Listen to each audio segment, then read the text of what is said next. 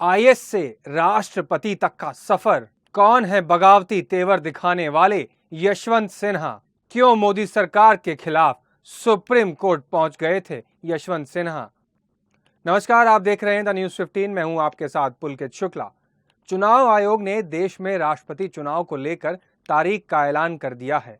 18 जुलाई को देश के 15वें राष्ट्रपति के लिए मतदान होगा और 21 जुलाई को देश के नए राष्ट्रपति का पता चलेगा। सत्ताधारी बीजेपी के अगुवाई वाले गठबंधन एनडीए और विपक्ष ने राष्ट्रपति उम्मीदवारों की घोषणा भी कर दी है। एनडीए ने इस बार झारखंड की पूर्व राज्यपाल द्रौपदी मुर्मू को प्रत्याशी बनाया है। विपक्षी पार्टियों ने यशवंत सिन्हा को इस पद के लिए चुनाव मैदान में उतारा है। अटल सरकार में कैबिनेट मंत्री रहे यशवंत सिन्हा को विपक्ष का राष्ट्रपति उम्मीदवार बनाया गया है। अब उनका मुकाबला एनडीए उम्मीदवार द्रौपदी मुर्मू से होगा।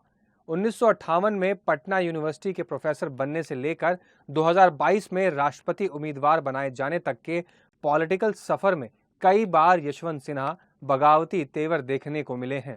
ऐसे में चलिए आज हम यशवंत सिन्हा के राजनीतिक सफर से जुड़े दिलचस्प और बगावती किस्सों को जानते हैं। 1964 में बिहार के सीएम महामाया भीड़ के सामने करने लगे थे यशवंत से सवाल जवाब। 1960 के आईएएस परीक्षा में यशवंत सिन्हा को देश भर में 12वीं रैंक मिली।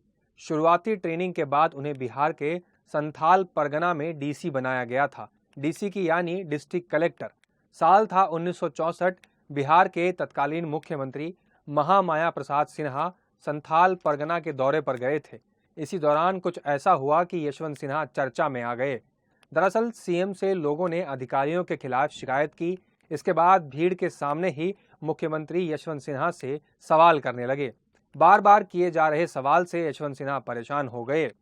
सीएम के सामने सिंचाई मंत्री ने दिखाए तेवर तो मुख्यमंत्री से भिड़ गए यशवंत।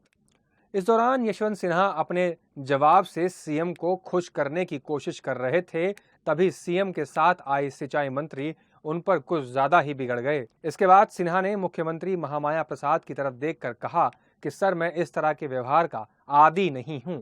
यशवंत के इस जवाब को सुनकर मुख्यमंत्री उन्हें एक कमरे में ले गए। वहां के एसपी और डीआईजी के सामने महामाया प्रसाद ने उनसे कहा कि आपको मंत्री के साथ इस तरह का बर्ताव नहीं करना चाहिए था। इसके बाद यशवंत ने कहा कि आपके मंत्री को भी मेरे साथ इस तरह व्यवहार नहीं करना चाहिए था।